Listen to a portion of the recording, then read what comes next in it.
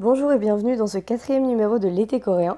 Aujourd'hui, mardi, on parle littérature, plus précisément je vous parle d'une BD de Hong Hyun-sik, Histoire d'un couple. Je sais pas si je fais bien de commencer par une BD et non pas par un roman entre guillemets, mais c'est vrai que quand j'ai décidé de parler littérature coréenne, c'est le premier bouquin qui m'est venu à l'esprit.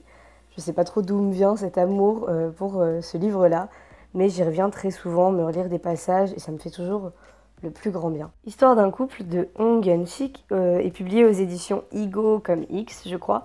Et c'est un format un peu particulier pour une BD puisque c'est pas une couverture rigide, ça se présente vraiment comme un format roman.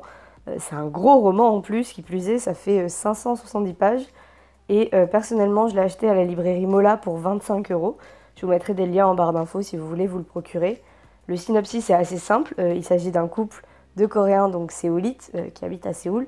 Donc Yong-sik lui-même et sa femme Somi, je crois, qui vont partir s'installer à la montagne, donc un peu coupés du monde, en parfait contraste en fait avec Séoul. Dans cette autobiographie, on va donc suivre le changement radical de vie en fait entre la facilité de la vie de citadins coréens et tous les soucis à gérer d'une vie un peu de campagne, plus rudimentaire et rurale.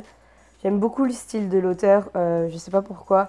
Ses dessins ont un côté très simple en fait et à la fois vraiment attachant, auquel je me suis moi personnellement beaucoup attachée.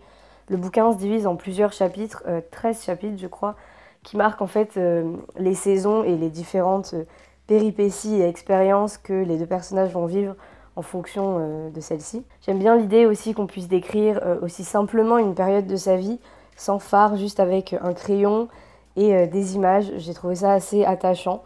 Bref, je sais pas pourquoi j'ai eu ce vrai coup de cœur. Il n'y a pas grand chose à dire sur l'histoire parce que c'est juste sa vie, c'est une autobiographie et c'est pas une autobiographie de quelqu'un d'extraordinaire, entre guillemets, c'est une vie normale, je sais pas. Personnellement, j'adore, je vous laisse découvrir ça. Je vous en dis pas plus et j'espère que vous sauterez le pas. Je dis pas que ça va plaire à tout le monde parce que justement, je pense pas que ce soit le cas. Je pense que c'est un peu particulier et je comprends qu'on n'ait pas envie de mettre 25 euros dans ce genre de bouquin.